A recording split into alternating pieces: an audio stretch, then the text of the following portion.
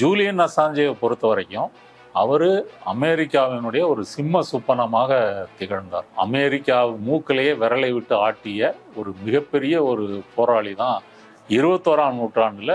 இவர் தான் அமெரிக்க ஏகாதிபத்தியத்தை பல விஷயங்களில் இவர் அம்பலப்படுத்தி வீழ்த்தினார்னு கூட சொல்லலாம். அமெரிக்கா செய்யக்கூடிய தவறுகளை, அவங்க இராணுவ ரீதியாக செய்யக்கூடிய ஆக்கிரமிப்புகளை, அதில் அவர்கள் மக்கள் மீது நிகழ்த்திய படுகொலைகளை, இதை உலகத்துக்கு வெளிச்சம் போட்டு காட்டியது விக்கிலீக்ஸ். விக்கிலீக்ஸில் லட்சக்கணக்கான அமெரிக்க இராணுவ ரகசியங்கள், கோப்புகள், ஃபைல்ஸு, கேபிள்ஸு இது வெளியான பிறகு அமெரிக்கா உலகம் முழுவதும் அம்பலப்பட்டு போனது. அப்போ இந்த போர்கள் எல்லாம் அப்பாவி மக்களை எவ்வளோ பேர் கொண்டிருக்கிறாங்க, இது உலகத்துக்கு சொன்ன கணக்கு ஒன்று, அது மிகவும் குறைவு. ஆனால் உண்மையிலே எவ்வளோ பேர் கொன்னாங்க இந்த டாக்குமெண்ட்ஸ் வெளியிடுறாங்க ஆதாரப்பூர்வமாக. இது அமெரிக்க இராணுவத்தினுடைய உண்மை கணக்கு. ஈராக் சிறைகளில் அமெரிக்க இராணுவம் நடத்துகிற அட்டூழியம், அவங்க கைதிகள் மேலே ஒன்று கடிக்கிறது, ஃபோர்ஸபிளாக வச்சுக்கிறது, இதெல்லாமே வெளியே வருது. இதுக்கு பிறகு அமெரிக்கா கொலவெறி ஆயிட்டாங்க. ஏன்னா இது வரைக்கும் கேட்பார் கேள்வின்னு நீ மக்களை கொண்டுட்ருக்கிற, இப்போ நீ என்னெல்லாம் செய்கிற அப்படின்ற விவரங்கள் வெளியே தெரிய ஆரம்பிச்சிருச்சு. இவ்வளோ நாள் அவர் சிறையில் இருந்துட்டாரு, இதுக்கு மேலும் அவரை நீங்கள் வைத்திருக்க வேண்டாம் என்று சொல்லி இதை பற்றி நாங்கள் கன்சிடர் பண்ணுறோம் அப்படின்னு அவர் சொல்லியிருக்கிறார். அப்புறம் கடைசியில் ஒரு டீலுக்கு முன் வராங்க. என்ன முன் வராங்கன்னு சொன்னால், அரசை எதிர்க்கக்கூடியவர்கள், குறிப்பாக அமெரிக்கா போன்ற மேற்குலக நாடுகளினுடைய அட்டூழியங்களை எதிர்க்கக்கூடியவர்கள், இஸ்ரேல் போன்ற நாடுகளினுடைய அட்டூழியங்களை எதிர்க்கக்கூடியவர்கள், அவர்களுக்கெல்லாம் இவர் ஒரு ரோல் மாடல். அரண்சை நண்பர்களுக்கு வணக்கம்.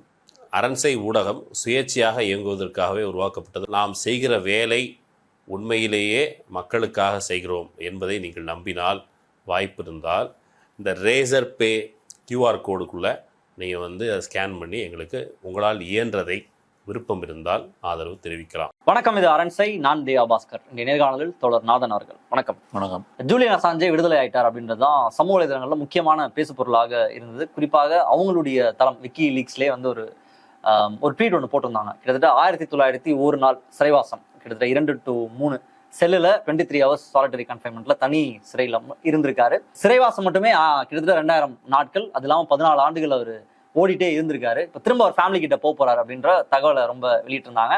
உலகம் முழுக்க அது பேசு பொருளாக இருந்தது. எல்லா லாங்குவேஜஸ்லையும் ட்வீட்ல ஜூலியன் அசாஞ்சே விடுதலை ஆயிட்டார் அப்படின்றது போட்டிருந்தாங்க. நம்ம துருவத்தி கூட போட்டிருந்தாரு, விசில் ப்ளோவர்ஸ்க்கு ஒரு நல்ல செய்தி, ஜூலியன் அசாஞ்சே விடுதலை ஆகிறார் அப்படின்ற செய்தி போட்டிருந்தாங்க. ஸோ ஸ்டார்டிங்ல யார் இந்த ஜூலியன் அசாஞ்சே, மக்களுக்கு நம்ம எப்படி அவரை அறிமுகப்படுத்துறது, யார் இந்த ஜூலியன் அசாஞ்சே, எப்படி பண்ணாரு, 14 ஆண்டுகள் தொடர்ச்சியாக ஓடிட்டே இருக்கிறதுக்கு 2000 நாட்கள் சிறையில் வைக்கிற அளவுக்கு என்ன பண்ணாரு? 2000 நாட்களுக்கு முன்னாடி அவர் ஈக்குவடார் தூதரகத்தில் 7 ஆண்டுகள் இருந்திருக்காரு. அங்கேயும் ஒரு ரூம்ல தான் இருந்திருக்கிறாரு. அங்கேயும் ஒரு சுதந்திரமாக வானத்தெல்லாம் பார்க்க முடியாது, ஏன்னா வெளியே வந்தால் யூகே போலீஸ் கைது பண்ணிடும். இப்போ ஜூலியன் அசாஞ்சேவை பொறுத்த வரைக்கும் அவர் அமெரிக்காவினுடைய ஒரு சிம்ம சுப்பனமாக திகழ்ந்தார். தமிழ்நாட்டில் ஏகாதிபத்தியம் மொழிக அப்படின்னு சொல்லி நம்ம அமெரிக்க தூதரகம் முன்னாடினா ஒரு கிலோமீட்டர் தள்ளி தான் அனுமதி கொடுப்பாங்க. ஒரு 100 பேர் 1000 பேர் நீங்கள் போராட்டம் பண்ணுறீங்க, இதெல்லாம் பண்ணுறீங்கன்னா இதெல்லாம் அமெரிக்காவுக்கு பிரச்சனை இல்லை. இதெல்லாம் ஒரு ஐடியாலஜி சார்ந்து சில பேர் பேசிகிட்டு இருக்காங்க. இது ஒன்றும் பிரச்சனை இல்லை. ஏன்னா வாழ்க்கை இங்கே அமெரிக்க மயமாக மாறிடுச்சு இல்லை. மெக்டொனால்ட்ஸு, கேஎஃப்சி, பெப்சி, கோக்கு இப்படி வந்துருச்சு. அப்புறம் இன்னைக்கு சமூக ஊடகங்கள்.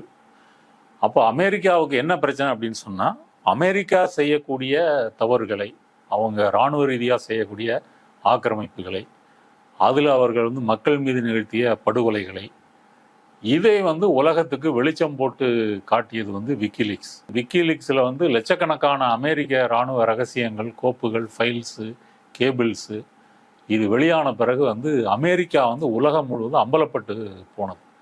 அதனால இது சாதாரணமாக ஒரு விசில் ப்ளோயர் அப்படின்னு எளிமைப்படுத்த முடியாது, சுருக்கி பார்க்க இல்லை. எந்த டைம்ல அவர் ரிலீஸ் பண்றாரு, அப்போ சமூக ஊடகம்லாம் அவ்வளோ ஆக்டிவா இருந்துச்சா, எந்த அளவுக்கு அது உலக அளவில் தாக்கத்தை ஏற்படுத்துனுச்சு? ஜூலியன் அசாஞ்சே ஒரு ஆக்டிவிஸ்ட் அவர் ஈக்குவடார் தூதரகம், லண்டன்ல இருக்கிற தூதரகத்தில் இருக்கும்போது சந்திக்கும் போது, நீங்கள் விடுதலை ஆகி என்ன செய்வீங்க அப்படின்னு கேட்டதுக்கு, வெளியே வந்தோடனே வானத்தை பார்ப்பேன் அப்படின்னு அவர் சொன்னார். கிட்டத்தட்ட 14 ஆண்டுகள் அவர் சிறையிலேயோ தூதரகத்திலேயோ இருந்திருக்கிறாரு. இப்போ அவர் அந்த நார்த்தன் மரியானா ஐலாண்ட்ஸ், அதாவது அது அங்கே தான் விடுதலையாகி ஆஸ்திரேலியாவுக்கு போகிறாரு. அந்த தீவுகள் வந்து அமெரிக்காவினுடைய நிர்வாகத்தில் அமெரிக்காவை சேர்ந்த தீவுகள். அது ஆஸ்திரேலியாவினுடைய வடக்கு பக்கம் 3000 கிலோமீட்டர் தூரத்தில் இருக்குது. அப்புறம் ஜப்பான், பிலிப்பைன்ஸுக்கு இதுக்கெல்லாம் சென்டரில் அந்த தீவு கூட்டம் வந்து இருக்குது. அப்போ லண்டன்லேருந்து அவர் ஃப்ளைட்டில் பறக்கும்போது ஜன்னல் வழியாக வானத்தை வந்து பார்க்குறாரு. இதை வந்து விக்கிலீக்ஸ் வந்து ஷேர் பண்ணியிருந்தாங்க. இன்னொரு இன்டர்வியூவில் வந்து என்ன சொல்லியிருக்கிறாருன்னா, நீங்கள் இந்த அமெரிக்கன் கேபிள்ஸ் எல்லாம் ரிலீஸ் பண்ணுறீங்களே, இதுக்கு நீங்கள் என்ன விலை கொடுக்கணும்னு உங்களுக்கு தெரியுமா? இவ்வளோ பிரச்சனை வருன்றாலும் முன்னாடி தெரியுங்களா, விளையாட்டாக பண்ணீங்களா அப்படின்றதுக்கு, இல்லை இது வந்து இதனுடைய விளைவுகளை தெரிந்து தான் இந்த ரிஸ்க் வந்து நான் எடுத்தேன், இது நான் வாழ்க்கையில் நான் எடுத்த பெரிய ரிஸ்க்கு அப்படின்னு அவர் சொல்கிறார். இப்போ அவருடைய வரலாற்றை பார்த்தோம்னா, அவர் ஆஸ்திரேலியாவில் குயின்ஸ்லாந்து மாநிலத்தில் 1971 வந்து பிறக்கிறார். அவர் பிறக்கும்போது தான் இங்கே அமெரிக்கா வந்து வியட்நாமில் வந்து போர் தொடுத்துக்கிட்டு இருக்குது, தோல்வியடைந்து பின்னாடி வந்து வெளியேறுது. இப்போ ஆஸ்திரேலியாவில் இருக்கிறவர் வந்து நீங்கள் 80s 90s கம்ப்யூட்டர் வந்து வந்துடுது இல்லையா, அப்போ அங்கெல்லாம் மேலை நாடுகள் இன்னும் சீக்கிரமே வரும். அப்போ ஒரு கம்ப்யூட்டருக்கு அறிமுகமாகறாரு, ஒரு கம்ப்யூட்டரில் வந்து எக்ஸ்பர்ட்டாக வந்து மாறுறாரு. 90களில் அவர் வந்து ஆஸ்திரேலியாவில் ஒரு ஃபேமஸான ஹேக்கராக வந்து மாறுறாரு. பின்னர் அவர் வந்து யூரோப்புக்கு, யூகேக்கு வந்து வராரு. வந்த பிறகுதான் இன்டர்நெட்டினுடைய பரிமாணங்கள் என்பது வந்து இந்த உலகை வந்து தொடர்பு கொள்வது மட்டுமல்ல, மக்களை இணைப்பது மட்டுமல்ல, இதுவரை அரசாங்கங்கள் மறைத்து கொண்டிருக்கின்ற விஷயங்களை எல்லாம் அரசுகள் செய்திருக்கின்ற அட்டூழியங்கள்லாம் வெளியே கொண்டு வர முடியும். அப்போ வந்து 2006 வந்து விக்கிலீக்ஸ் வந்து அவர் ஆரம்பிக்கிறாரு. அதே ஆண்டு தான் வந்து ட்விட்டரும் வந்து ஆரம்பிக்கிறாங்க. அப்போ விக்கிலீக்ஸில் ஆரம்பித்து கொஞ்சம் கொஞ்சமாக வந்து இந்த மாதிரி பிரச்சாரம் பண்ணுறாங்க. விக்கிபீடியா எப்படி எல்லாரோட டேட்டா பேஸும் இருக்குமோ அந்த மாதிரி விக்கிலீக்ஸ்ல அரசினுடைய தவறுகள் மட்டும் தவறுகளை சுட்டி காட்டுவதற்கு நீங்கள் அனானிமஸாக நீங்கள் அனுப்புறதா இருந்தால் அனுப்பலாம், நாங்கள் வெளியிடுவோம் அப்படின்னு மொத்தமாக அது டேட்டா பேஸ் மாதிரி யாராவது மாதிரி. ஆமாம், இது குறிப்பாக அமெரிக்காவுக்குன்னே தனியாக ஒரு டேட்டா பேஸ் வந்து ஆரம்பிச்சிருக்கிறாங்க. அதில் லட்சக்கணக்கான கேபிள்ஸ், அதாவது உலகப்போருக்கு பிறகு அமெரிக்காவினுடைய இந்த ராஜாங்க உறவுகள் சார்ந்த விஷயங்கள், அந்த ஃபைல்ஸ் எல்லாமே வந்திருக்குது. இப்போ 2006 இவங்க வெளியிட வந்து ஆரம்பிக்கிறாங்க.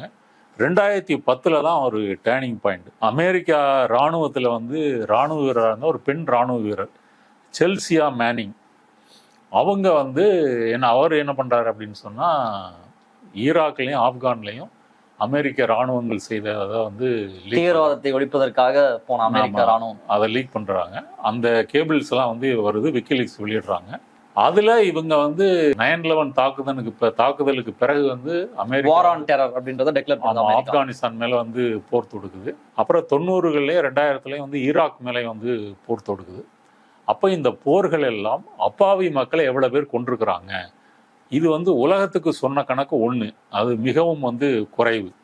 ஆனால் உண்மையில எவ்வளோ பேர் கொன்னாங்க, இந்த டாக்குமெண்ட்ஸ் வந்து வெளியிடுறாங்க ஆதாரப்பூர்வமாக. இது அமெரிக்க ராணுவத்தினுடைய உண்மை கணக்கு, இதை வெளியிடுறாங்க. எவ்வளவு பேர் அவங்க சிவிலியன்ஸை கொண்டிருக்காங்க, சிவிலியன்ஸ் எவ்வளவு பேர் கொண்டிருக்காங்க. இப்போ வந்து பாலஸ்தீன்ல மனித உரிமை மீறல் நடக்குதுன்னு நம்ம எல்லாரும் பேசிட்டு இருக்கோம். எவ்வளவு பேர் கொல்லப்படுறாங்க டேட்டாஸ்லாம் வெளியாயிட்டு இருக்கு. அந்த டைம்ல அதெல்லாம் வெளியாக முடியாது. அமெரிக்கா சொல்றதுதான் அங்க செய்தி. அமெரிக்கா கூட்டு போடுற அந்த எம்பர்டட் ஜேர்னலிஸ்ட்னு சொல்லுவாங்க, மிலிட்ரியே கூட்டு போறவங்க துப்பாக்கி சொல்ற மாதிரி, பீரங்கி சொல்ற மாதிரி அது ஒரு ஆக்ஷனோட எடுத்துட்டு அமெரிக்கா சொல்றதை வந்து வெளியிடுவாங்க. அப்போ இதில் உண்மை வர வந்து வெளியிடுது. அதில் முக்கியமாக வந்து ஒரு வீடியோ வந்து வெளியாகுது. என்னன்னா 2007 ஈராக் தலைநகர் பாக்தாத்தில் வந்து ஒரு அமெரிக்கன் மிலிட்ரி அப்பாச்சி ஹெலிகாப்டர் வந்து கீழே வந்து சிவிலியன்ஸ் வந்து சுடுது. அப்போ அந்த பைலட்டுடைய அந்த காக்பிட்ல இருந்து அந்த வீடியோ வந்து ஷூட் பண்ணியிருக்கிறாங்க. கிட்டத்தட்ட 12 பேர் வந்து மக்கள் வந்து கொல்லப்படுறாங்க. 2 பேர் வந்து ராய்ட்டருடைய ஜேர்னலிஸ்ட். இந்த வீடியோ வந்து அந்த 2010 லீக்ல வந்து விக்கிலீக்ஸில் வந்து வெளியாகுது. அதன் பிறகு பார்த்தீங்கன்னா ஒரு 2,50,000 கேபிள்ஸ் வந்து வெளியாகுது. அது கார்டியன் உள்ளிட்ட உலகத்தில் புகழ்மிக்க புகழ்பெற்ற பத்திரிகைகள் வந்து இதை வந்து வெளியிடுறாங்க. இதுக்கு பிறகு அமெரிக்கா வந்து கொலவெறி ஆயிட்டாங்க. ஏன்னா இது வரைக்கும் வந்து கேட்பார் கேள்வின்னு நீ மக்களை வந்து கொண்டுட்டு இருக்கிற, இப்போ நீ என்னெல்லாம் செய்கிற அப்படின்ற விவரங்கள் வந்து வெளியே தெரிய ஆரம்பிச்சிருச்சு. இது மட்டும் இல்லை, அந்த குவாண்டனாமோ பே, கியூபா பக்கத்தில் வந்து அமெரிக்கா வந்து ஒரு சிறை வச்சிருக்குது இல்லையா, அந்த சிறையில் வந்து கிட்டத்தட்ட 800 பேரை பிடிச்சு கொண்டு போய் பார்த்தீங்கன்னா ஒரு ஆரஞ்சு கலர் ட்ரெஸ் போட்டு சட்டத்திற்கு புறம்பாக அவர்களை சித்திரவதை செய்து எப்படி அவங்க வச்சுருந்தாங்க. அதில் 200 பேர் அப்பாவிகள், அதில் வந்து மைனரும் வந்து உண்டு, ஒரு 14 வயசு 15 வயசு பையன்கள் உண்டு. அது பாகிஸ்தான்லேருந்து ஈராக் வரைக்கும் பல நாடுகளை சேர்ந்த மக்கள் வந்து அதில் கைது செய்யப்பட்டிருக்கிறாங்க. அப்போ அந்த குவாண்டனமா பேஸ் வந்து ஃபைல்ஸ் வந்து வெளியிட்டிருக்கிறாங்க. அப்புறம் ஈராக் சிறைகளில் அமெரிக்க இராணுவம் நடத்துகிற அட்டூழியம், அவங்க கைதிகள் மேலே ஒன்று கடிக்கிறது, ஃபோர்ஸபிளாக வந்து செக்ஸ் வச்சுக்கிறது, இதெல்லாமே வெளியே வருது. இப்படி அமெரிக்காவை மட்டுமல்ல, இப்போ அடுத்தது அமெரிக்கா வந்து நேஷனல் செக்யூரிட்டி ஏஜென்சி அப்படின்னு ஒன்று ஆரம்பித்து ஒரு டிஜிட்டல் சர்வைவலன்ஸ் உலகம் முழுவதும் வந்து இணையம் வந்த பிறகு எல்லாரையும் வந்து கண்காணிக்கிறதுன்ற முறையில், அப்போ அதில் வந்து யாரெல்லாம் கண்காணிச்சிருக்கிறாங்கன்னா பிரேசில் நாடு, அப்புறம் யூகே, ஜெர்மனி, அப்புறம் யுஎன் பொதுச் செயலாளர், ஜெர்மனியினுடைய அதிபர் ஏஞ்சலா மெர்க்கல், இப்படி வந்து அமெரிக்காவினுடைய தோழமை நாடுகள், ஐநா சபை, இவங்களையே வந்து உளவு பார்க்கறதெல்லாம் அந்த என்எஸ்ஏ வந்து செஞ்சதை விக்கிலீக்ஸ் வந்து. அப்போ இதை அந்த என்எஸ்ஏ வந்து ஸ்னோடன் அப்படின்றவர் வந்து தன்னுடைய உயிரை பணயம் வைத்து அவர் சிஏவில் வந்து ஒர்க் பண்ணியிருக்கிறாரு. அவர் தான் இதை வந்து வெளியே கொண்டு வராரு. அப்புறம் அவர் வந்து ஹாங்காங்கில் இருந்து இந்த இதெல்லாம் வந்து கார்டியனுக்கு ஒப்படைச்சிட்டு அவர் ஃப்ளைட் ஏறி ரஷ்யாவுக்கு போய் வந்து அகதியாக கேட்குறாரு. சில நாட்களுக்கு பிறகு அகதியாக புட்டின் அரசு வந்து அவருக்கு அகதியாக கொடுத்துட்றாங்க. இப்போவும் அமெரிக்கா அவர் மேலே வந்து வாரண்ட் வச்சுருக்கு. இப்போ ரஷ்யா வந்து அமெரிக்கா எதிர்நாடாக இருக்கிறதுனால ஸ்னோடன் அங்கே வந்து இருக்கிறாரு. இப்போ புட்டின் வந்து இந்த ஆலிவர் ஸ்டோன் ஒரு பிரபல ஹாலிவுட் இயக்குனர், இப்போ ஸ்னோடன் பற்றிய படம் எடுத்திருக்கிறாரு, வியட்நாம் போர் பற்றி படம் எடுத்திருக்கிறாரு, இந்த ஜார்ஜ் புஷ் ஜூனியரை பற்றி ஒரு படம் எடுத்திருக்கிறாரு. இந்த மாதிரி பயோகிராஃபிக்கல் ஃபிலிம்ஸ் வந்து நிறைய எடுத்திருக்கிறாரு. அவர் வந்து இந்த புட்டின் இன்டர்வியூ அப்படின்னு சொல்லி ஒரு இன்டர்வியூ எடுத்திருக்கிறார். ஒரு படம் மாதிரியே இருக்கும் அதை பார்க்குறதுக்கு, 4 பார்ட்டு. அதில் வந்து புட்டின்கிட்ட கேட்பார், ஸ்னோடன் செய்ததை நீங்கள் ஆதரிக்கிறீர்களா, எதுக்காக அவருக்கு நீங்கள் வந்து தஞ்சம் கொடுத்துருக்குறீங்க? ஸ்னோடன் செய்ததை நான் ஆதரிக்கவில்லை. அவர் சிஏக்கு போகிறாரு, தன் சொந்த நாட்டு மக்களையே வந்து அமெரிக்க இராணுவம் அரசு வந்து கண்காணிக்குது அப்படின்னு சொன்னால் அவர் வேலையை விட்டு ரிசைன் பண்ணிட்டு போயிருக்கணும். மாறா இப்படி செய்தது வந்து தவறுன்றது என்னுடைய கருத்து அப்படின்னு சொல்கிறார். அப்போ என்எஸ்ஏனுடைய அந்த சர்வைவலன்ஸ் ப்ரோக்ராம் சொந்த நாட்டு மக்களையே உளவு பார்க்குறதுன்னா எப்படி? உங்கள் லேப்டாப் வந்து நீங்கள் ஆஃப் பண்ணி வச்சுருக்கிறீங்க, ஆனால் அந்த கேமராவை ஆன் பண்ணி உங்கள் பெட்ரூம் வரைக்கும் பார்க்க, அதான் படத்தில் ஃபஸ்ட்டு சீனாவே வரும். அப்புறம் நீங்கள் ஃபேஸ்புக்கு, ட்விட்டர், சமூக வலைத்தளங்களில், இன்ஸ்டாகிராம் எதில் இருந்தீங்கன்னாலும் அதை அவங்க ஆக்சஸ் பண்ணி உங்களுடைய முழு விவரங்களை அவங்க வந்து தெரிஞ்சுக்க முடியும். இப்படி வந்து என்எஸ்ஏனுடைய லீக்ஸ் இது வந்து வெளியாகுது. இதுவும் வந்து விக்கிலீக்ஸ்ல வந்து வெளியாகுது. இது மட்டும் இல்லை, உலகம் முழுவதும் பல நாடுகள் செய்யக்கூடிய இந்த மாதிரி தவறுகள் எல்லாம் வந்து, உதாரணத்துக்கு சிங்கப்பூர் வந்து தன்னுடைய கெமிக்கல் வேஸ்ட்டை வந்து கோஸ்டாரிக்கா ஆப்பிரிக்க நாட்டில் வந்து எப்படி கொட்டுறாங்க, இது வெளியாக இருக்குது. 2016 அமெரிக்க தேர்தலில் வந்து ட்ரம்ப் வந்து ஜெயிக்கிறாரு. முதல்ல வந்து ஹிலாரி கிளின்டன் தான் ஜெயிக்கிறதா சொல்லிட்டு இருந்தாங்க. அப்போ ஜனநாயக கட்சியினுடைய இமெயில்ஸ் அது வந்து ரஷ்யன் ஹேக்கர்ஸ் வந்து ஹேக் பண்ணிட்டாங்க அப்படின்னு சொல்லப்படுது. அந்த மெயில்கள் எல்லாமே விக்கிலீக்ஸில் வந்து வெளியாகுது. அப்போல்லாம் அசாஞ்சே வந்து உள்ளே இருக்கார், தூதரகத்துக்குள்ளே இருக்கிறார். அது வந்து வெளியாச்சு. அதில் வந்து பார்த்தீங்கன்னா ஹிலாரி கிளின்டன் வந்து ட்ரம்புக்கு எதிராக மட்டும் அவங்க வேலை செய்யலை ஜனநாயக கட்சி. பெர்னி சாண்டர்ஸ் ஜனநாயக கட்சியில் வந்து ஹிலாரி கிளின்டனுக்கு போட்டியாக ஒரு இடதுசாரி சோசியலிச கொள்கைகளை பேசக்கூடிய அவருக்கு எதிராகவும் ஜனநாயக கட்சி எப்படி வேலை பார்த்துருக்குது. அப்போ இந்த உண்மை வந்து அதில் வெளியே வந்திருக்கு. இப்படி வந்து விக்கிலீக்ஸ் 2010க்கு பிறகு விக்கிலீக்ஸும் ஜூலியன் அசாஞ்சேவும் உலகம் முழுவதும் வந்து ஃபேமஸ் ஆகிறாங்க. உலகம் முழுவதும் பத்திரிகையாளர்கள், இந்த மாதிரி சமூக செயற்பாட்டாளர்கள், மனித உரிமை செயற்பாட்டாளர்கள், அமெரிக்க ஏகாதிபத்தியத்தை எதிர்க்கக்கூடியவங்க, குறிப்பாக தென் அமெரிக்க நாடுகள், இவங்க எல்லாருமே வந்து இதை ஆதரிக்கிறாங்க.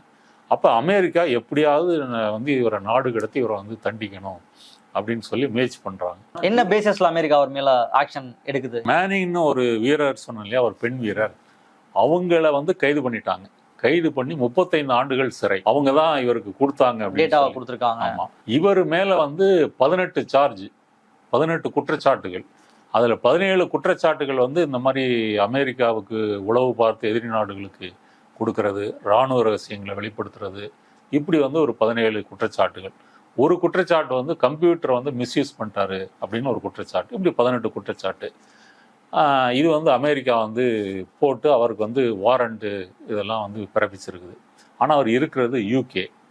அடுத்தது வந்து ஸ்வீடன் நாடு வந்து என்ன பண்ணுதுன்னு சொன்னால், ஜூலியன் அசாஞ்சே மேலே வந்து 2 பாலியல் குற்றச்சாட்டு வந்து ஸ்வீடன் அரசு வந்து சொல்லுது. அதுக்காக அவர் வந்து யூகேலேருந்து ஸ்வீடனுக்கு வந்து கொண்டு வரணும் அப்படின்னு சொல்லி ஒரு யூரோப்பியன் வாரண்ட். அப்போ இயூவில் வந்து யூகேவும் ஒரு அங்கம், அதை வந்து பிறப்பிக்கிறாங்க. போலீஸ் வந்து கைது பண்ணுறாங்க. கைது பண்ணிட்டு அவருக்கு பெயில் கிடைக்குது. பெயில் கிடைச்ச உடனே எப்படியும் நம்ம வந்து ஸ்வீடனுக்கு நாடு கடத்திடுவாங்க, ஸ்வீடனுக்கு நாடு கடத்திட்டா கண்டிப்பாக வந்து அமெரிக்கா போகிறது உறுதி அப்படின்னு சொல்லி இவர் பெயில் இருக்கும் பொழுதே இவர் வந்து லண்டனில் இருக்கக்கூடிய ஈக்குவடார் தூதரகம், அந்த தூதரகத்தில் போய் அரசியல் தஞ்சம் வந்து புகலிடம் வந்து கேட்குறாரு, அங்கே கொடுக்குறாங்க. அப்போ எம்பசிக்குள்ளே போய் நீங்கள் யாரும் கைது பண்ண முடியாது. ஒரு நாட்டினுடைய எம்பசி ஜெனீவா கன்வென்ஷன் படி எந்த நாட்டு தூதரகத்துக்குள்ளே போய் அந்த நாட்டினுடைய போலீஸு போய் கைது பண்ண முடியாது. அப்போ இவரில் போய் ஒரு ரூம் கொடுத்துட்றாங்க, ரூமுக்குள்ளே அடைஞ்சு கிடக்கிறாரு கிட்டத்தட்ட 7 வருஷம். அப்போ நீங்கள் அமெரிக்க ஏகாதிபத்தியத்தை எதிர்த்து தென் அமெரிக்க நாடு வந்து எப்படி கொடுத்ததுன்னு பார்த்தீங்கன்னா, இன்றைக்கு ஜூலியன் அசாஞ்சை விடுதலை செய்ததை வந்து பிரேசில் அதிபர் வரவேற்றிருக்கிறாரு, கொலம்பியா அதிபர் வரவேற்றிருக்கிறாரு, பொலிவியானுடைய முன்னாள் அதிபர் வந்து வரவேற்றிருக்கிறாங்க. இப்படி தென் அமெரிக்க நாடுகள் மட்டும்தான் இந்த வந்து ஒரு கம்பீரமாக தைரியமாக வந்து வரவேற்றிருக்காங்களே தவிர மற்ற நாங்கள் பெரிய ஜனநாயக நாடு, மக்கள் தொகை அதிகம் இருக்குது இப்படி சொல்லக்கூடிய எந்த நாடு, நான் இந்தியாவை சொல்கிறேன், எந்த நாடுகளும் ஜூலியன் அசாஞ்சேவை பற்றி வாய் திறக்கலை. ஆனால் யூஸ்வலாக அமெரிக்காவே வந்து த லேண்ட் ஆஃப் ஃப்ரீ அப்படின்னு தான் சொல்லுவாங்க. இங்கே அமெரிக்காவினுடைய பிம்பம் என்ன அப்படின்னா, நீங்கள் அமெரிக்கா வரீங்க அப்படின்னா அது லேண்ட் ஆஃப் ஃப்ரீ, நீ வந்த அப்படின்னா இங்கே எதுவுமே கிடையாது, நீ உழைச்சனா நீ முன்னேறிடலாம், பணக்காரன் ஆயிடலாம், ஒரு அமெரிக்கன் ட்ரீம்னு சொல்லுவாங்க, ஒரு அமெரிக்கன் ட்ரீம் வாழ்க்கையை நீ வந்து வாழலாம், உனக்கு ஒரு வீடு ஒரு காரு, நீ ஒன்றும் உழைக்கணும் அவ்வளோதான், உன்னை உழைக்கிறதுக்கு யாரும் தடுக்க மாட்டாங்க, உன்னை ஜட்ஜ் பண்ண மாட்டாங்க, உனக்கு பிடித்த மாதிரி நீ இருக்கலாம், யாரையும் டிஸ்டர்ப் பண்ணாங்கன்னா உன்னை யாரும் டிஸ்டர்ப் பண்ண மாட்டாங்க, கவர்மெண்டினுடைய பாலிசிஸ் நல்லா இருக்கும், வாழ்ந்து செத்து போறதுக்கு உகந்த நாடு அப்படின்னா அது அமெரிக்கா தான். அதுதான் அமெரிக்கா ப்ரொஜெக்ட் பண்ற பிம்பம். அவங்களுடைய திரைப்படங்கள்ல இல்ல டெலிவிஷன் சீரிஸ் எல்லாத்துலயுமே பாக்குறது இந்த அமெரிக்கன் ட்ரீம், இந்த லேண்ட் ஆஃப் ஃப்ரீ அப்படின்றதான் எல்லா இடத்துலையும் பிரகடனப்படுத்திட்டு இருக்காங்க. அவங்களுக்குள்ள இப்படியான ஒரு முகம் இருக்கா? அதாவது எல்லா அடக்குமுறையும் நாங்க பண்ணுவோம், லேண்ட் ஆஃப் ஃப்ரீன்றது எங்க ஊர்ல இருக்கிறவங்களுக்கு மட்டும்தான், மற்ற நாடுகள்ல வந்து நாங்க அத்துமீறுவோம் அப்படின்ற இந்த முரணை நம்ம எப்படி புரிஞ்சுக்கலாம்? அமெரிக்க அரசியல் அமைப்பு சட்டப்படி ஃபர்ஸ்ட் அமெண்ட்மெண்ட் வந்து ஃப்ரீடம் ஆஃப் ஸ்பீச்சை வந்து உறுதி செய்யுது. அப்போ அந்த ஃப்ரீடம் ஆஃப் ஸ்பீச் படி தான் வந்து இந்த விசில் ப்ளோயர்ஸ் இவங்கெல்லாம் வந்து பத்திரிகையாளர்கள் வந்து அவங்கள சோர்ஸாக வச்சுக்கிட்டு வெளியிடுறாங்க. ஆனால் 9/11 தாக்குதலுக்கு பிறகு, அதுக்கு முன்னாடி இருந்தது, 9/11 தாக்குதலுக்கு பிறகு அவங்க வந்து நம்ம ஊரில் இருந்த தடா பொடா மாதிரியான சட்டங்களையும் சர்வைவலன்ஸையும் வந்து தீவிரமாக கொண்டு வராங்க. நீங்கள் அமெரிக்காவில் இருந்துக்கிட்டு நீங்கள் அமெரிக்க அதிபரை வந்து கேலி செய்து கார்ட்டூன் போடலாம், அமெரிக்கா வந்து ஒரு சர்வாதிகார நாடுன்னு சொல்லி முழக்கம் போடலாம். மைக்கேல் மூர் வந்து டாக்குமெண்ட்ரி எடுத்து வெளியிட்டிருக்கிறாரு, அதெல்லாம் வெளியிடலாம். அவர் இதில் அமெரிக்க பாராளுமன்றத்துக்கு வெளியே நின்றுக்கிட்டு அங்கே வரக்கூடிய செனட்டர்கள்ட்ட நீங்கள் தேசபக்தராக இருந்தால் உங்கள் பசங்களை வந்து நீங்கள் இராணுவத்தில் சேர்க்கலாமே, இந்தாங்க அப்ளிகேஷன் ஃபார்மு, சாகிறதெல்லாம் வந்து ஏழைகள் பசங்க தான் சாகணுமா, நீங்கள் கொடுங்க, இதெல்லாம் வந்து நீட்டி வந்து கேட்கலாம். நம்ம பாராளுமன்றத்திலலாம் பக்கத்தில் போக முடியாது. இவ்வளோதான் உங்களுக்கு சுதந்திரம். இதை தாண்டி நீங்கள் வந்து அமெரிக்காவினுடைய ரகசியங்களை, அது செய்கின்ற அட்டூழியங்களை, ஒடுக்குமுறைகளை ஆதாரப்பூர்வமாக நீங்கள் வெளியே கொண்டு வந்தீங்கன்னா அமெரிக்கா அவங்களை வந்து சும்மா விடாது. ஆனால் இப்போ யூஸ்வலாக ஒரு கவர்மெண்ட்ல நம்ம அங்கம் வகிக்கிறோம் அப்படின்னா அந்த மாதிரியான ஒரு ப்ராமிஸ்லாம் மட்டும் தானே உள்ள போவோம். ஃபர்ஸ்ட் அமெண்ட்மெண்ட் எதற்கு? கருத்து சுதந்திரன்றது எதுக்கு? இப்போ நீங்கள் அந்த போஸ்ட்னு ஒரு ஹாலிவுட் படம் வந்துச்சு, அது வந்து வியட்நாம் போரில் வந்து அமெரிக்க இராணுவம் கொடுத்த வந்து எவ்வளோ இராணுவ வீரர்கள் செத்து போனாங்கன்னு கொடுத்த விவரம் வந்து தவறு, வியட்நாமில் என்ன நடக்குது அப்படின்னு சொல்லி இராணுவ ரகசியங்களை வந்து வாஷிங்டன் போஸ்ட் வந்து 1971 நினைக்கிறேன் வந்து வெளியிடுது. அப்போ அது அந்த வெளியிடும் போது வந்து அந்த வாஷிங்டன் போஸ்ட்டுக்கு என்னெல்லாம் அழுத்தம் வந்துச்சு, அதையெல்லாம் மீறி வந்து எப்படி வெளியிட்டாங்க அப்படின்னா அப்போ அதை செய்ய முடிஞ்சது இல்லை. இப்போ அதுக்கும் விக்கிலீக்ஸுக்கும் என்ன வித்தியாசம்? அதுவும் அமெரிக்க இராணுவ கோப்புகளை தான் நீங்கள் வெளியிடுறீங்க, இங்கேயும் அதான் வந்து வெளியிடுறீங்க. ஆனால் 9/11க்கு பிறகு இந்த மிலிட்ரி லாபி, ஆயில் லாபி இவங்கெல்லாம் வந்து நேரடியாக வந்து தீர்மானிக்கிறவங்களா மாறிடுறாங்க. இன்டர்நெட் வந்த பிறகு நீங்கள் வந்து ஃபேஸ்புக்கில், இன்ஸ்டாகிராமில் செல்ஃபி படம் போடலாம், இல்லை போர்னோகிராஃபி கூட நீங்கள் வந்து பார்க்கலாம். ஆனால் வந்து ஆன்டி அமெரிக்கன் ஆக்டிவிட்டீஸில் நீங்கள் வந்து ஈடுபடக்கூடாது அப்படின்றதுல அவங்க வந்து உறுதியாக இருக்கிறாங்க. இதில் வந்து அதிபர்கள் வந்து யாருமே மாறிலாம் இல்லை. இப்போ டெமோக்ராட்லேருந்து வராங்க அப்படின்னா அவங்க கொஞ்சம் கன்சர்வேட்டிவ் பார்ட்டி மாதிரி. இந்த விஷயத்துல யாரும் மாறி இல்லை, எல்லாரும் ஒரே மாதிரி தான். Obama, Bush junior, Bush, Trump, Biden எல்லாருமே ஒண்ணுதான். ஆமா, இப்ப அசாஞ்சே வந்து ஈக்குவடார் தூதரத்துல இருக்கும்போது ஒபாமா வந்து வராரு, அதிபரா வந்து வராரு. அப்போ கொஞ்சம் நம்பிக்கை இருந்ததுன்னு ஆரம்பத்துல சொன்னாங்க. ஆனா அவரும் இந்த விஷயத்துல வந்து ஸ்ட்ரிக்டா தான் இருந்தாங்க. அப்போ அமெரிக்காவினுடைய வெளியுறவு கொள்கை என்பது, அமெரிக்காவினுடைய எந்த அதிபர் எந்த கட்சியிலிருந்து ஆட்சிக்கு வந்தாலும் சரி, அவங்களுடைய வெளியுறவு கொள்கையும் இராணுவ மிலிட்ரி பாலிசியும் எந்த மாறுபாடும் வந்து கிடையாது. இந்த மேனிங் வந்து கூட ஒரு பொதுமக்கள் அழுத்தத்துக்கு பிறகுதான் அந்த பெண் ராணுவ வீரர் வந்து 2017 வந்து விடுதலை செய்யப்படுறாங்க. 35 ஆண்டு சென்டென்ஸ் பண்ணி அதுக்கப்புறம் வெளியிடுறாங்க. ஆனா ஜூலியன் அசாஞ்சேவுக்கு அந்த கருணையோ சலுகையோ அவங்க வந்து கொடுக்கல. இப்ப ட்ரம்ப் வந்து 2016 வராரு இல்லையா, அப்போ ஒரு ரகசியமா ஒரு டீல் பேசுறாரு. 2016 நீங்க வந்து டெமோக்ராட்டிக் பார்ட்டி இமெயில்ஸ் வெளியிட்டீங்க, அது வந்து ரஷ்யா சம்பந்தப்பட்டிருக்குதுன்னு சொல்லாம நீங்க அதுல வந்து நீங்க தான் வேற சோர்ஸ் மூலம் வெளியிட்டேன்னு சொன்னீங்கன்னா உங்களுக்கு நான் வந்து மன்னிப்பு கொடுக்கறத பத்தி யோசிக்கிறேன்னு சொல்லி அவங்க வந்து டீல் பேசியிருக்காங்க. ஏன் அப்படின்னு சொன்னா ட்ரம்ப் வந்து அந்த லீக்னால வந்து ஜெயிச்சிருக்கிறாரு. உண்மையிலே அது ரஷ்யா வந்து சம்மந்தப்பட்டிருப்பதும் வந்து உண்மைதான். ஆனா வந்து அதை தாண்டி வந்து ட்ரம்ப் வந்து இன்னைக்கு இருந்திருந்தா இதை ஒத்துட்டு இருக்க மாட்டார். ஏன்னா வந்து அவங்கெல்லாம் வலதுசாரிகள், இராணுவத்தை நேரடியா ஆதரிக்கக்கூடியவர்கள். இப்ப ஈக்குவடார் தூரகத்துல வந்து இருக்கிறாரு. அங்க வந்து நீங்க ரூமுக்குள்ள இருந்துகிட்டு என்ன செய்ய முடியும்? ஒன்றும் பண்ண முடியாது. இன்டர்நெட்லாம் இருக்கும், இருந்தாலும் நீங்க வந்து வெளியில வந்து போக முடியாது, ஒரு கடைக்கு போக முடியாது, சினிமாவுக்கு போக முடியாது, ஒரு வாக்கிங் போக முடியாது, ஒரு பீச்சுக்கு போக முடியாது. இப்படியே தான் வந்து இருக்கிறாங்க. அப்ப இந்த சமயத்துல தான் ஸ்டெல்லான்னு ஒரு லாயர் அவங்க வந்து அசாஞ்சேவை சந்திக்கிறாங்க. அவங்களுக்குள்ள காதல் மலருது. ஈக்குவடார் தூதரகத்துல அவங்களுக்கு 2 பசங்க இருக்கிறாங்க. 7 வயசுல 5 வயசுல. இப்போ 7 வயசு 5 வயசு பசங்க. பின்னாடி அவங்க 2022 23 அவங்க பிரிசன்ல இருக்கும்போது கல்யாணம் பண்ணிக்கிறாங்க. அப்ப ஈக்குவடார் தூதரகத்துல இருக்கும் போதே அவர் உடல்நிலையும் இந்த மாதிரி உளவியல் ரீதியாகவும் நிறைய வந்து பாதிக்கப்படுறாரு. எந்த மனுஷனையுமே அதை வந்து உடைச்சிடும்ல. அப்போ ஈக்குவடார் தூதரகம் வந்து என்ன சொல்லுதுன்னா, அவர் ரொம்ப ரூடாக பிஹேவ் பண்ணுறாரு, உள்ளுக்குள்ளேயே ஃபுட்பால் விளாடுறாரு, அந்த ஸ்கேட் போர்டை வச்சு சறுக்கிட்டு போகிறாரு, அப்புறம் எம்பசி ஸ்டாஃபுக்கு மேலே வந்து இந்த மாதிரி மிஸ்பிஹேவ் பண்ணுறாரு அப்படின்னு சொல்லிலாம் சார்ஜ் பண்ணுறாங்க. இது எவ்வளோ உண்மை அப்படின்னு நமக்கு தெரியாது. அவர் ஒரு பேஷண்ட் மாதிரி ஆயிட்டார். அப்போ 2019 வந்து இவங்க வந்து அரசியல் புகலிடம் கொடுத்துருந்தாங்க இல்லையா, அதை ரத்து பண்ணிடுறாங்க. ரத்து பண்ணிட்டு இவரை வெளியேற்றுறாங்க. அந்த 7 வருஷமும் யூகே போலீஸ் வந்து வெளியே வந்து வெயிட் பண்ணிட்டு இருக்கு. அதுக்கே பல $1 மில்லியன் வந்து அவங்க செலவழிச்சிருக்கிறாங்க. எப்ப வெளியே வந்தாலும் தூக்கணும் அப்படின்னு சொல்லி. ஏன் அப்படின்னு சொன்னா, இவர் ஏற்கனவே அந்த ஸ்வீடன் குற்றச்சாட்டு இருக்கு இல்லையா, அந்த அலிகேஷன்ஸ் இருக்கு இல்லையா 2, அதுல வந்து யூகே கோர்ட்டு தான் பெயில் கொடுத்துருக்குது. அப்ப பெயில வந்து நீங்க முடிஞ்ச பிறகு வந்து நீங்க சரண்டர் ஆகணும். வராம நீங்க போயிட்டீங்க. அப்போ அதுக்கு ஒரு வாரண்ட் பிறப்பிச்சிட்டாங்க. அந்த வாரண்டின் அடிப்படையில் 1. 2வது, அமெரிக்கா வந்து அவர் மேலே நாங்கள் 18 குற்றச்சாட்டு வச்சிருக்கிறோம், அவங்க வந்து அரெஸ்ட் பண்ணணும், அரெஸ்ட் பண்ணி நாடு கடத்தணும்னு சொல்லி அதற்காகவும் யூகே போலீஸ் வந்து அங்கே வெயிட் பண்ணுது. இவர் வெளியே வந்து உடனே கைது பண்ணி வந்து சவுத் லண்டனில் இருக்கக்கூடிய பெல்மார்ஷ் சிறையில் வந்து போட்டுறாங்க. அதில் தான் நீங்கள் சொன்ன அந்த 3 மீட்டர் 2 மீட்டர் பரப்பளவில் தனிமை சிறையில் அவர் 5 ஆண்டுகள் வந்து இருக்கிறார். அங்க இருக்கும்போது இந்த சட்ட போராட்டம் வந்து தொடருது. வெளியிருந்து படம்லாம் ஸ்டெல்லா அவருக்கு ஆதரவான. ஆமா, இந்த விக்கி லீக்ஸ் டீம், மனித உரிமை செயற்பாட்டாளர்கள், உலகம் முழுவதும் இருக்கக்கூடிய பல பத்திரிகையாளர்கள், இவங்க எல்லாமே அசாஞ்சேவுக்கு சப்போர்ட் பண்றாங்க. அப்ப யூகே கோர்ட்ல இந்த சட்ட போராட்டம் வந்து நடக்குது. அப்ப அந்த யூகே கோர்ட்ல வந்து ஒரு ஜட்ஜி என்ன சொல்றாருன்னா, இவரை இப்போதைக்கு நாடு கடத்தினா நீங்க அவருக்கு தூக்கு தண்டனை கொடுக்க கூடாது. 2வது, அவர் வந்து அமெரிக்க சிறையிலேயே தற்கொலை செய்து கொள்வதற்கும் வாய்ப்பு இருக்கு. அந்த அளவு உடைஞ்சு போயிருக்கிறார். அதனால அவரை வந்து கொடுப்பதற்கு தயக்கமா இருக்குது. இப்படி மாறி மாறி வந்து சொல்றாங்க. கடைசியில் வந்து அவரை நாடு கடத்துவதற்கான ஒப்புதல் வந்து கொடுத்துட்றாங்க. அமெரிக்கா அழைச்சிட்டு போறதுக்கு. ஆமா, கொடுத்துட்றாங்க. கொடுத்த பிறகு வந்து இல்லை இதை நான் அப்பீல் பண்ணணும்னு கேட்டோன்னா, அந்த அப்பீல் கிடைக்குமா கிடைக்காதா அப்படின்னு அதுக்கு கடுமையான போராட்டம். அப்புறம் வந்து அப்பீல் வந்து கிடைக்குது. அப்புறம் மீன் டைம் வந்து ஸ்வீடன் வந்து என்ன பண்ணுதுன்னு சொன்னால், அந்த 2 அலிகேஷன் இருக்கு இல்லையா, அதுக்கு வந்து போதுமான எவிடன்ஸ் இல்லைன்னு சொல்லி அதை ட்ராப் பண்ணிடுறாங்க. அந்த குற்றச்சாட்டு வந்து இல்லை. அதுக்கு தான் இப்போ இவர் சிறையில் வந்து இருக்கிறாரு. இப்போ அமெரிக்கா வந்து இது வந்து சொல்லுது. அப்புறம் அப்பீலுக்கு வந்து இவங்களுக்கு வந்து அனுமதி கிடைக்குது.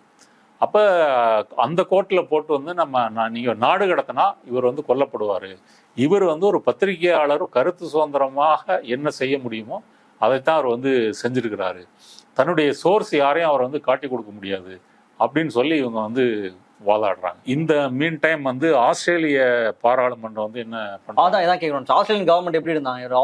பை பர்த் ஆஸ்திரேலியா சொன்னீங்க, அவங்க சப்போர்ட் பண்ணாங்களா இல்ல அவங்களும்? இல்ல, ஆஸ்திரேலியா அமெரிக்காவினுடைய நட்பு நாடு இல்லையா, அவங்களும் வந்து கண்டுக்கல. இந்த ஈராக் போரா இருக்கட்டும், ஆப்கான் போர்ல வந்து அந்த அலைடு போர்ஸ்ல வந்து ஆஸ்திரேலிய படைகளும் கலந்துகிட்டு இருக்கிறாங்க. ஆனா வந்து இந்த உலகம் முழுவதும் ஜூலியன் அசாஞ்சை விடுதலை செய் என்ற முழக்கத்துடன் நடந்த பிரச்சாரத்தை பார்த்து ஆஸ்திரேலியாவில் அந்த பிரச்சாரம் வந்து நடக்குது. அப்போ ஆஸ்திரேலிய பாராளுமன்றம் பிப்ரவரியில் வந்து ஒரு தீர்மானம் வந்து நிறைவேற்றுறாங்க. அதில் ஜூலியன் அசாஞ்சே வந்து விடுதலை பண்ணணும், அவர் ஆஸ்திரேலிய மண்ணில் எந்த குற்றமும் வந்து செய்யலை, இவ்வளவு நாள் வந்து அவர் சிறையில் இருந்துட்டாரு, இதுக்கு மேலும் அவரை வந்து நீங்கள் வைத்திருக்க வேண்டாம் என்று சொல்லி யூகேவுக்கும் யூஎஸுக்கும் வந்து வேண்டுகோள் வந்து விடுவிக்கிறாங்க. இந்த சமயம் ஜோ பைடன்கிட்ட வந்து அதை கேட்கும்போது இதை பற்றி நாங்கள் வந்து கன்சிடர் பண்ணுறோம் அப்படின்னு அவர் வந்து சொல்லியிருக்கிறார். அப்புறம் கடைசியில் ஒரு டீலுக்கு வந்து முன் வராங்க.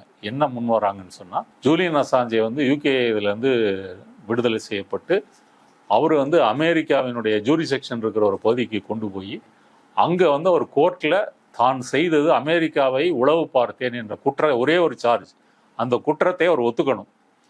ஒத்துக்கிட்டா அவருக்கு வந்து ஏற்கனவே 5 ஆண்டுகள் சிறையில் இருந்திருக்கிறாரு அப்படின்றதுக்காக அதை சிறை தண்டனையாக வைத்து கழித்து விட்டு அவர் விடுதலை செய்யப்படுவார் அப்படின்னு ஒரு டீல் வந்து போடுறாங்க. இந்த டீலுக்கு பின்னாடி வேற என்ன இருந்திருக்குது அப்படின்ற விவரங்கள் நமக்கு வந்து தெரியலை. இந்த விஷயத்துல இதை வந்து 2 விதமாக சொல்றாங்க. ஒன்று, ஜூலியன் அசாஞ்சே எப்படியாவது விடுதலை ஆகணுங்கிறதுனால கிட்டத்தட்ட 14 ஆண்டுகளில் வந்து அவர் தலைமறைவாக இருந்திருக்கிறாரு, வெளி உலகத்தை வந்து பார்த்ததில்லை, உடல்நிலை வந்து ரொம்ப நலிவடைந்து போயிருக்கிறாரு, அதனால எப்படியாவது விடுதலை ஆகணுன்ற முறையில் சொல்றாங்க.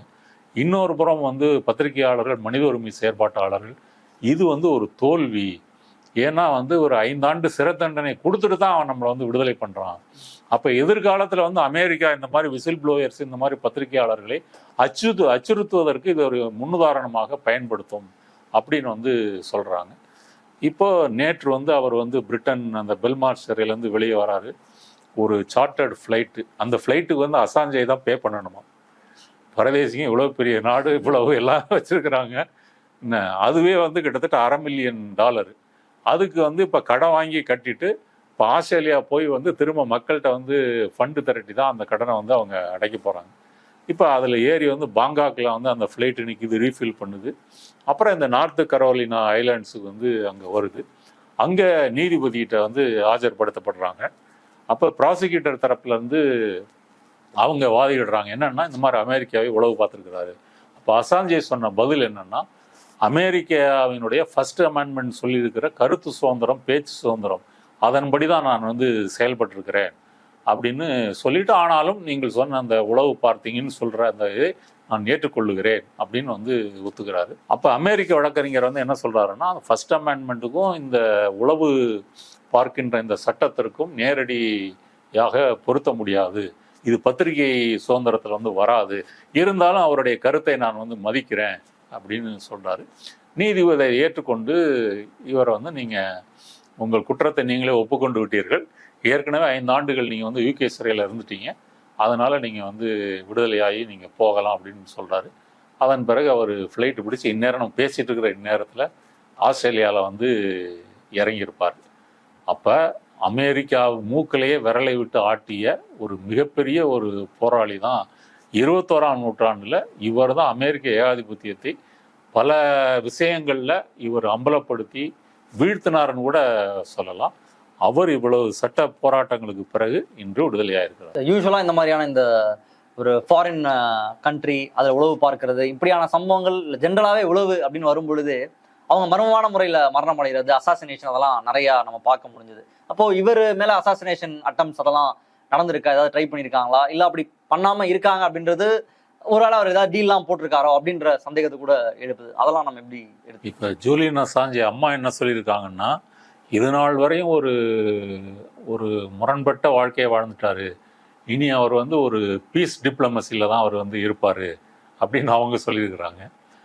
அவங்க ஸ்டெல்லா மனைவி என்ன சொல்கிறாங்கன்னா, அவர் முதல்ல விடுதலையாகி அவர் உடல்நலம் வந்து தேரணும், அதுக்கு பிறகு தான் நாங்கள் மற்ற விஷயங்கள்லாம் பேசணும், அவங்க பசங்களுக்கே நான் இன்னும் தகவல் சொல்லலை, கடைசி நேரத்தில் கூட எதுவும் மாறலாம், இது உறுதி செஞ்சுக்கிட்டு தான் நான் சொல்லணும், இப்போதைக்கு நம்ம ஒரு சர்ப்ரைஸ் காத்திருக்குன்னு தான் நான் பசங்கள்கிட்ட சொல்லியிருக்கிறேன் அப்படின்னு அவங்க சொல்லியிருக்கிறாங்க. இப்போ அசாஞ்சே வந்து ஈக்குவடார் தூதரகத்துக்கு வந்து போகாமல் வேற எங்கேயாவது ஒளிஞ்சிருந்தாருன்னா இவரை வந்து சிஏ வந்து அரெஸ்ட் பண்ணி, சிஏக்கு அரெஸ்ட் பண்ணுற அதிகாரம் கிடையாது, அது ஒரு உளவுத்துறை அமைப்பு தானே, இல்லீகலாக அவரை வந்து கைது பண்ணி சட்டவிரோதமாக அவரை வந்து 3rd டிகிரி ட்ரீட்மெண்ட் மூலமாக விசாரித்து ஏதாவது பண்ணியிருக்க வாய்ப்பு இருக்குது.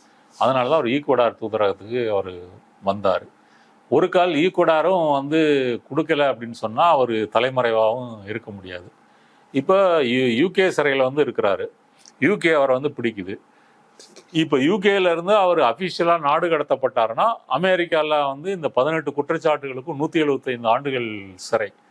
அதனால வந்து அவர் உலகம் முழுவதும் அறியப்பட்டு பிரபலமானவர்ன்றதுனால அவரை வந்து கொன்னாத அமெரிக்காவுக்கு வந்து ஒரு கெட்ட பெயர். கண்டிப்பா அவங்க தான், யாரு கொண்டாலும் அமெரிக்கா தான் கொண்டாங்க அப்படின்னு வந்ததுனால அவர் உயிர் வாழ்றது அமெரிக்காவுக்கு ரொம்ப முக்கியம். அதனால வந்து அது செய்ய மாட்டாங்க. ஆனா இந்த நீண்ட கால சிறை வந்து கண்டிப்பா வந்து கொடுத்துருப்பாங்க.